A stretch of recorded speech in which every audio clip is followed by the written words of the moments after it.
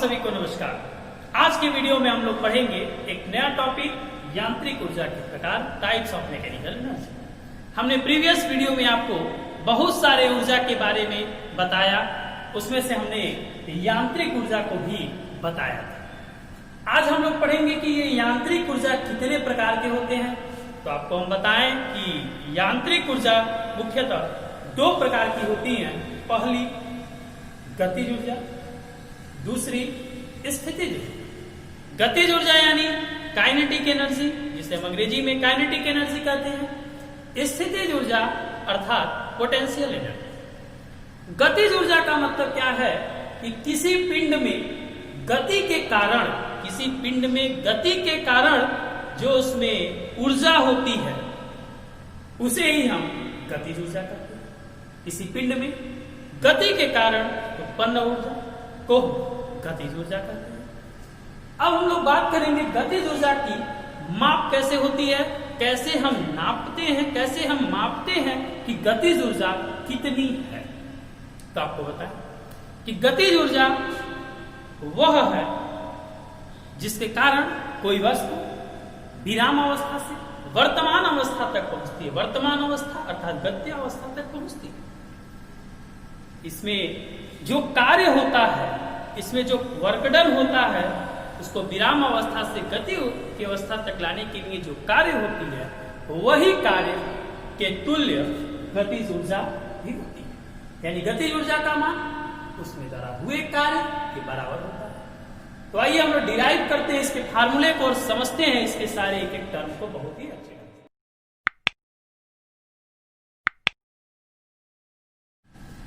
अब आप मान लीजिए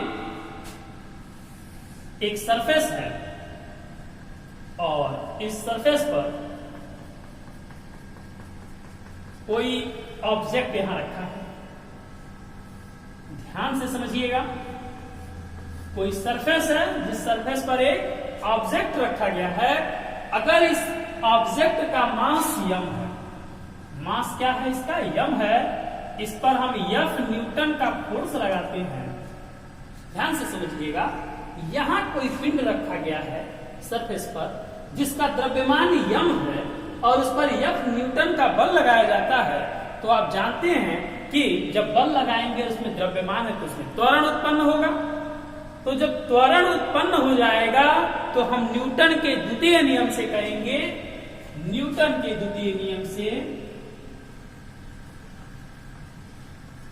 न्यूटन के द्वितीय नियम से, द्वितीय नियम से, द्वितीय नियम से जो फोर्स का वैल्यू होगा वह मास अपान एक्सेलरेशन के बराबर होगा। जो फोर्स की वैल्यू होगी, सॉरी, F इक्वल्स तो m में होता है, F बराबर तो m में होता है न्यूटन के द्वितीय नियम से। यानी यहां से जो एक्सेलरेशन की वैल्यू होगी, इसमें कितना त्वरण उत्पन्न होगा, वह त्वरण बराबर होगा F अपान नियम। अंडरस्टैंड? ये हम लोग द्वितीय नियम से जानते हैं। न्यूटन ने अपने सेकेंड लॉ में बताया था कि F बराबर होता है m इंटू a के। तो यहां से अगर a की वैल्यू को कैलकुलेट करें तो F अपान नियम हो जाएगा। अब देखिए, जब यहां से ये बल लगाएंगे तो ये जब चलना शुरू करेगा तो इसके वेग में वृद्धि होने लगेगी। यहां स्टार्टिंग में तो इसका प्रारंभिक वेग u की वैल्यू 0 है, लेकिन जब इस पर बल लगा और ये चलना शुरू किया, मान लीजिए कि यह चलते चलते यहां तक आ गया है और इस बिंदु पर हमको गतिज ऊर्जा की गणना करनी है। सपोज दैट कि यहां से यहां तक चलने में इसने यस दूरी तय किया, विस्थापन यस का हुआ है, यस विस्थापन हुआ है। तो यहां पर जब यह पहुंचेगा ऑब्जेक्ट, तो अगर यहां पर इसकी वेलोसिटी 0 है तो 0 से चल के इसकी वेलोसिटी अब भी हो जाएगी, अंतिम वेग इसका भी हो जाएगा। जहां गणना करेंगे वहां पर इसकी वेलोसिटी भी हो गई। तो आप देखें ना कि इसमें त्वरण के साथ साथ इसके त्वरण उत्पन्न हुआ तो इसके वेग में भी वृद्धि हुई। तो यहां पर हम गति के तृतीय समीकरण को अप्लाई अगर करते हैं, गति के तृतीय समीकरण से, गति के तृतीय समीकरण से, चलिए गति के तृतीय समीकरण से देखते हैं क्या होगा। तो तृतीय समीकरण गति का कहता है कि v स्क्वायर बराबर u स्क्वायर प्लस 2a ये होता है गति का तृतीय समीकरण। अब आप ध्यान देंगे कि v स्क्वायर की वैल्यू को हम v स्क्वायर छोड़ दें, u स्क्वायर, u का मतलब प्रारंभिक वेग, तो प्रारंभिक वेग का मान चूंकि 0 है तो हम लिखेंगे चूंकि u बराबर 0 है तो ये तो वैल्यू हो गया पूरा पूरा 0 प्लस 2 गुणे a एक्सीलरेशन बराबर है f अपान m के इंटू s। तो आप देखेंगे कि v स्क्वायर बराबर मिलता है हमको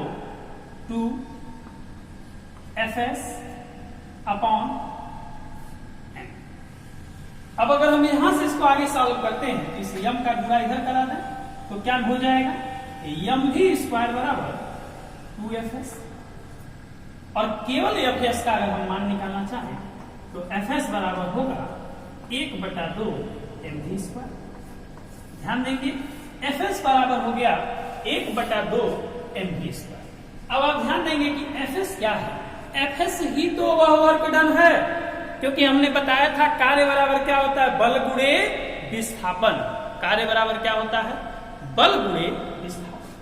तो बल गुणे विस्थापन, तो यह किसके बराबर हो जाएगा, fs किसके बराबर हो जाएगा, w के, यानी w बराबर हाफ mv स्क्वायर।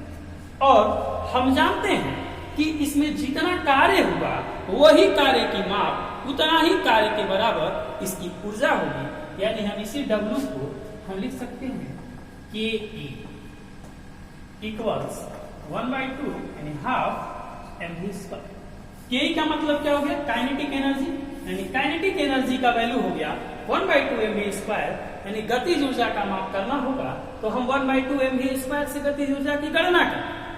ठीक है, तो यह तो रहा कि गतिज ऊर्जा के फार्मूला का डेरिवेशन। मुझे उम्मीद है कि आप लोगों को यह बहुत अच्छे से समझ में आया होगा। यदि इसे समझने में कोई भी प्रॉब्लम है तो आप हमें निसंकोच कमेंट बॉक्स में जाके कमेंट कर सकते हैं, आपका पूरा पूरा सहयोग किया जाएगा। तो ये चीज तो आप समझ गए हैं। इसके बाद अब हम आप लोगों को कुछ इससे रिलेटेड क्वेश्चंस को बताते हैं जो कि आपके कॉम्पिटिटिव एग्जाम के लिए बहुत इंपॉर्टेंट है, आपके कंपटीशन में इससे बहुत ही इंपॉर्टेंट क्वेश्चन पूछा जाता है, उसके भी बारे में हम थोड़ा जिक्र करना चाहेंगे आपसे। तो आइए उस पर भी ध्यान देते हैं। ध्यान देंगे, आप ध्यान दीजिए। प्रश्न देता है, कंपटीशन में क्या क्वेश्चन देता है कि किसी पिंड की गतिज ऊर्जा 8 जूल है, 10 जूल है, 12 जूल है, कुछ दे सकता है, ऐसे भी दे सकता है, या फिर डायरेक्ट ये भी कर सकता है कि किसी पिंड के द्रव्यमान को दोगुना कर देने पर उसके गतिज ऊर्जा में क्या परिवर्तन होगा। तो आइए ध्यान देते हैं कि यह प्रथम फर्स्ट लिख रहे हैं के फर्स्ट, यानी अभी हम द्रव्यमान को दोगुना नहीं किए हैं, तब उसका गतिज ऊर्जा क्या होगा। तो के बराबर होगा हाफ mv स्क्वायर। बोलिए बराबर होगा के वन किसके बराबर होगा, हाफ mv स्क्वायर के बराबर होगा। दूसरे प्रश्न में कह रहा है कि अगर हम उसके द्रव्यमान को दोगुना कर दें, तो चलिए दोगुना कर देते हैं, तो यहाँ क्या हो जाएगा, फिर हाफ इंटू यम की जगह क्या हो जाएगा, 2m हो जाएगा, इंटू v स्क्वायर हो जाएगा। हम 2 को बाहर अगर करते हैं तो ब्रैकेट में क्या बचेगा, हाफ mv स्क्वायर बचेगा। ध्यान देंगे K2 ये दूसरा निकालना है, तो आप ध्यान दीजिए कि K2 बराबर हो जाएगा 2 हाफ mv स्क्वायर, या किसके बराबर है, K1 के बराबर है। तो देखिए K2 इक्वल होगा 2 K1 के, यानी जो अगर हम द्रव्यमान को दोगुना कर देंगे तो उसकी गतिज ऊर्जा भी दोगुनी हो जाएगी। तो प्रश्न पूछता है कि अगर किसी पिंड का गतिज ऊर्जा 8 जूल है, उसका द्रव्यमान दोगुना कर देने पर उसकी गतिज ऊर्जा कितनी हो जाएगी। तो हमने बताया ना काइनेटिक एनर्जी भी दोगुनी हो जाएगी, सीधे कहेंगे कि 16 जूल हो जाएगा। कंपटीशन के एग्जाम में अगर 4 ऑप्शन दिए रहेंगे तो ये क्वेश्चन होगा, तो जहां 16 जूल होगा उस क्वेश्चन को हम सही कर देंगे, बिल्कुल सही हो जाएगा। तो आप क्या देख पा रहे हैं कि अगर हम द्रव्यमान में परिवर्तन कर रहे हैं तो उसके बराबर का परिवर्तन गतिज ऊर्जा में भी हो रहा है। द्रव्यमान को 2 गुना कर रहे हैं तो गतिज ऊर्जा भी 2 गुनी हो जा रही है। 3 गुना करेंगे तो गतिज ऊर्जा भी 3 गुनी हो जाएगी। 10 गुना करेंगे तो गतिज ऊर्जा 10 गुनी हो जाएगी। द्रव्यमान को अगर हम आधा कर देंगे तो गतिज ऊर्जा भी आधी हो जाएगी। द्रव्यमान को 1/4 कर देंगे तो गतिज ऊर्जा भी 1/4 हो जाएगी। ठीक है, अब चलिए जरा वेग के बारे में हम बात करते हैं।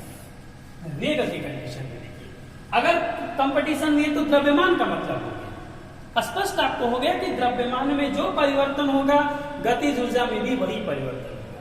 जरा अब हम बात करते हैं कि इसके वेग में परिवर्तन पे क्या बात होगा। चलिए देखते हैं। मान लीजिए यहाँ पर पहले तो काइनेटिक एनर्जी 12 mv²।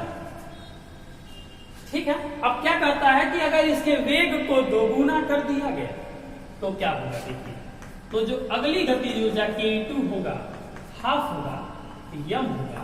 वेग को 2 गुना कर दिया गया, यहाँ केवल v था, अब 2v का स्क्वायर हो गया, तो यहाँ हाफ हो जाएगा, यम हो जाएगा, 4v² हो जाएगा।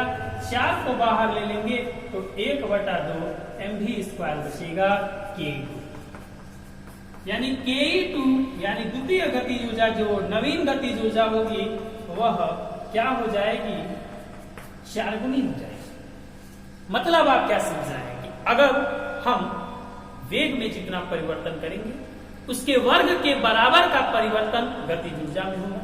यानी वेग को अगर हम 3 गुना कर देंगे तो गतिज ऊर्जा 3 का वर्ग 9 होता है, तो कहेंगे गतिज ऊर्जा 9 गुनी हो जाएगी। ठीक है, अगर हम इसके वेग को 5 गुना कर दें तो गतिज ऊर्जा 25 गुनी हो जाएगी वर्ग के बराबर। अब ध्यान देंगे, अगर हम इस वेग को आधा कर दिए, बटा 2 कर दिए, तब नहीं कहेंगे कि 4 गुना गतिज ऊर्जा हो जाएगा, नहीं, 1/4 हो जाएगा। जैसे आप ध्यान दीजिए कि अगर हम वेग को आधा कर देंगे तो क्या हो जाएगा, 1/2 हो गया, यम हो गया, v तो आधा हो गया तो v/2 का स्क्वायर हो गया, 1/4 हो जाएगा। 1/2 यम v²/4 होगा, 1/4 को कॉमन कर लेंगे, हाफ mv² होगा। यह पहले वाले गतिज ऊर्जा के बराबर है, यानी जो नया वाला गतिज ऊर्जा होगा वह 1/4 हो जाएगा। तो आप क्या समझे कि अगर वेग को 2 गुना कर देंगे, वेग को 2 गुना कर देंगे तो गतिज ऊर्जा 4 गुना हो जाएगा, वर्ग के बराबर का परिवर्तन होगा। वेग को आधा कर देंगे तो गतिज ऊर्जा 1/4 हो जाएगी। ठीक है, तो इस तरह से यह कंपटीशन लेवल के एग्जाम के लिए काफी इंपॉर्टेंट क्वेश्चन है। द्रव्यमान से रिलेटेड प्रश्न पूछ लेता है कभी कभी, और वेग से भी संबंधित प्रश्नों को एग्जाम में जरूर पूछता है। तो आप इन चीजों को कंठस्थ कर लें, अच्छे से याद कर लें, कॉपी में कहीं नोट कर दें, जो आपके फ्यूचर एग्जामिनेशन के लिए और आपके ये जो आप क्लास में पढ़ रहे हैं इस एग्जाम के भी लिए काफी सहायक हो सकता है। इससे आपके टाइम मैनेजमेंट होगा, आपका समय भी बचेगा और इस ट्रिक के माध्यम से बिल्कुल आप सटीक जवाब भी दे पाएंगे। आगे की बात हम अगले वीडियो में करेंगे, तब तक के लिए thanks for watching. A like would be appreciated. And don't forget to subscribe.